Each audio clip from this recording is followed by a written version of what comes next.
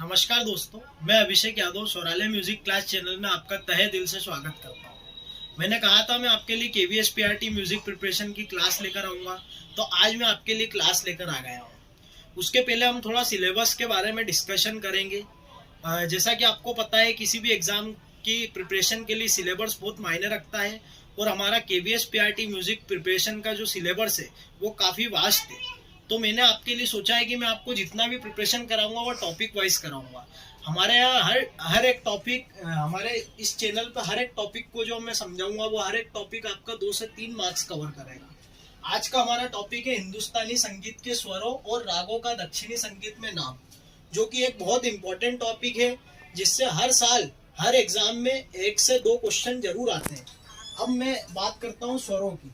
तो सबसे पहले हम बात करेंगे सा और पा की।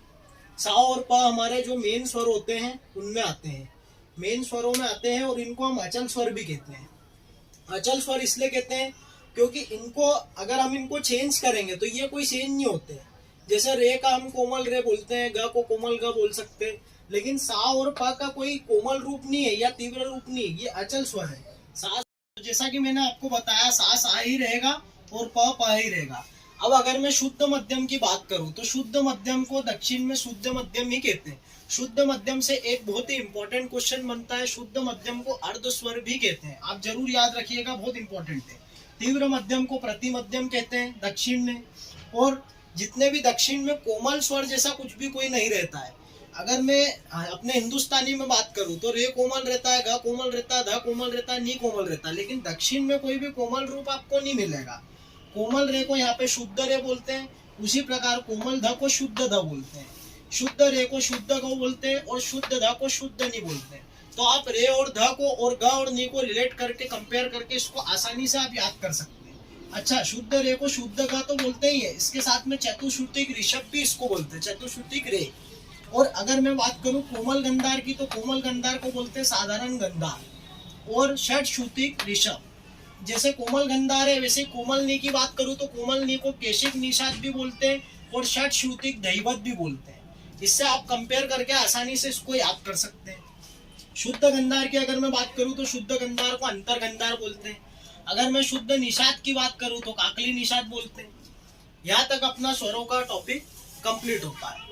अब मैं अगर रागों की बात करूं तो देखिए दोस्तों, रागों के लिए मैंने आपके लिए कुछ ट्रिक्स बनाई है जिससे आप आसानी से रागों को याद रख सकते हैं कि हिंदुस्तानी संगीत के जो राग है उनको दक्षिणी संगीत में कैसे आप याद कर सकते हैं। देखिए, आप यमन की मैं बात करूं, यमन को मेच कल्याणी बोलते हैं। अब इसको अगर आपको याद करना है तो इसके लिए है कि यमन जो होता है वो रागों का राजा होता है, ये चीज आपको पता है।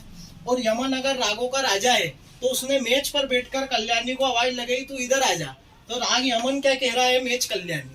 इस प्रकार से आप याद रख सकते हैं। अगर मैं खमाज की बात करूं तो खमाज का होता है हरि काम भोजी।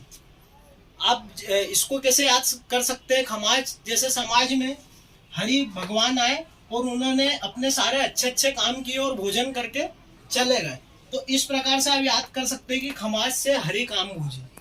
अगर मैं भैरव की बात करूं तो भैरव का है माया मालव गोड़।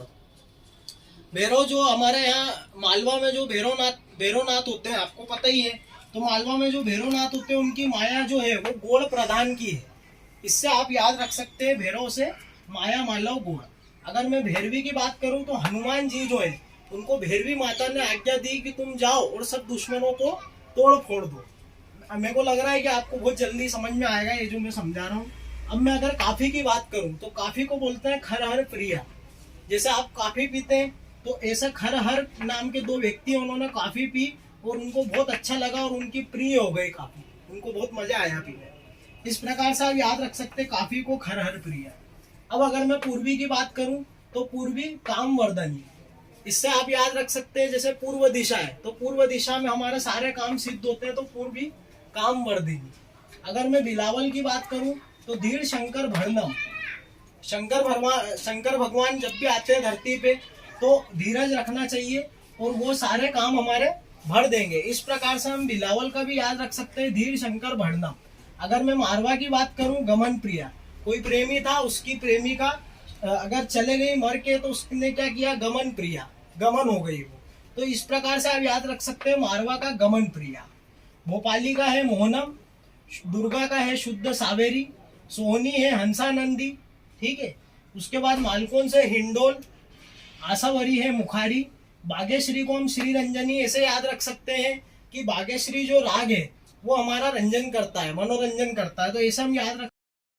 जैसा कि मैंने आपको बोला बागेश्वरी श्री रंजनी, मतलब कि जो हमारे मन का रंजन करे ऐसी राग है बागेश्वरी। अगर मैं बात करूं पीलू किरवानी, तो किरवानी को पूरा पी लो, तो पीलू से किरवानी।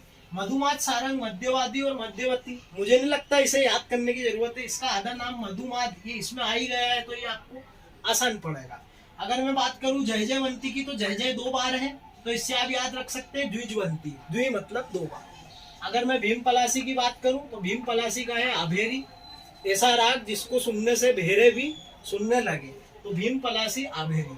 तोड़ी की बात करूं तो तोड़ी है शुभ पंतु वराली। अगर हम कोई भी काम करते हैं तो उसकी शुरुआत नारियल फोड़ के करते हैं, तो तोड़ी से शुभ पंतु वराली। अब विभास की बात करें तो विभास नाम का एक राजा है जो रेवा की नदियों में गुफाओं में रहता है, तो रेवगुप्ती, विभास से रेवगुप्ती। और जोक का है नाट, सरल है, आप याद रख सकते हैं। उम्मीद करता हूँ कि आपको आज का लेसन बहुत अच्छा लगा होगा, मेरी क्लास अच्छी लगी होगी। तो मैं आपका तहे दिल से धन्यवाद करता हूँ कि आपने मुझे इतना सुना और मेरी क्लास अटेंड करी। और अगर आपको मेरा ये वीडियो अच्छा लगा हो और दिल से आवाज़ आए तो ही इस चैनल को सब्सक्राइब करिएगा और लाइक और शेयर करिएगा। जय श्री राम।